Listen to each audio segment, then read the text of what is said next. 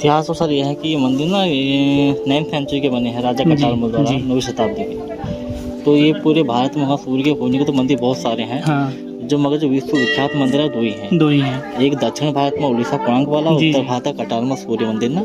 फिर ये मंदिर जो है 9th सेंचुरी में राजा कटारमल द्वारा इस मंदिर का जीर्णोद्धार किया गया था 9th सेंचुरी में।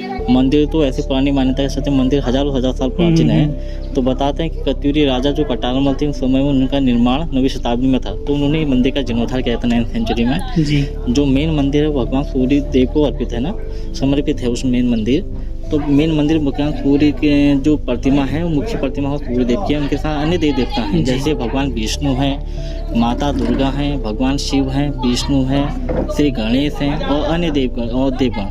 तो यहाँ पर अलग अलग समय में जो स्टोरी वो बताते हैं कि ये पूरे 45 मंदिरों का समूह है। तो ये मंदिर सब राजा कटारमल द्वारा बनाए गए थे।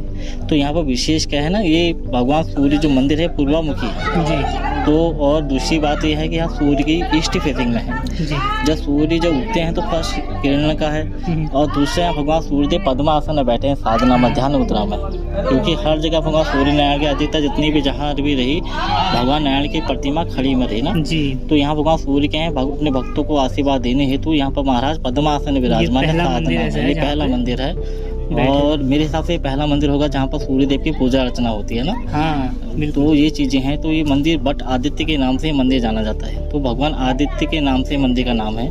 और पीछे बरगद की लकड़ी में भगवान सूर्य देव का आह्वान किया गया था जी। हाँ जी, ये चीजें हैं।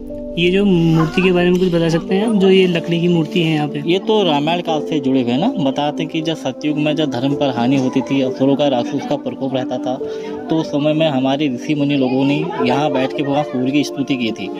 जब उनकी तपस्या को देख के भगवान सूर्य ने इस स्थान में अपने दिव्य तेज दर्शन दिए थे। जो उनका तेज था उन्होंने वटशिला में स्थापित कर दिया। तब से हमारे हिंदू धर्म के हिसाब से वो किसी भी शक्तिपीठ हमेशा कवर रहते हैं ना, तो खुलते नहीं है। तो क्या है, हमेशा कवर रहते हैं। और कुछ गवर्नमेंट के हिसाब से एंटिक चीज़ें हैं तो कवर रहती हैं जी। तो ये चीज़ें हैं सर। यहाँ पर भौगोलिक स्थिति के आधार पर भी ये बोला जाता है ना कि यहाँ पर सूर्य की जो रोशनी है वो सुबह ठीक मंदिर पर मूर्ति पर पड़ती है। हाँ, वो तो साल में 2 बार होता है ना, जब सूर्य उत्तरायण और दक्षिणायन जाते हैं तब होता है। हर रोज तो सूर्य की डायरेक्शन हर दिन 22 अक्टूबर और 22 फरवरी के आसपास इस दिन में ज्यादातर सूर्य की किरणें सीधे मूर्ति में पड़ती है। क्योंकि ये भी पता लगता है ना कि उन लोग जमाने में जो वास्तुकार थे उनको ये पता था कि उत्तरायण और दक्षिणायन कब होता है। हाँ, उनको हमारा जो भी चला है तभी वास्तुकला के हिसाब से तो पूरा चला है ना। तो हमारे ये वेदों के अनुसार से ही सब कुछ होता है। खगोल शास्त्र का भी ज्ञान रखते थे, उन्नत ज्ञान था हमारा। बिल्कुल जी। धन्यवाद।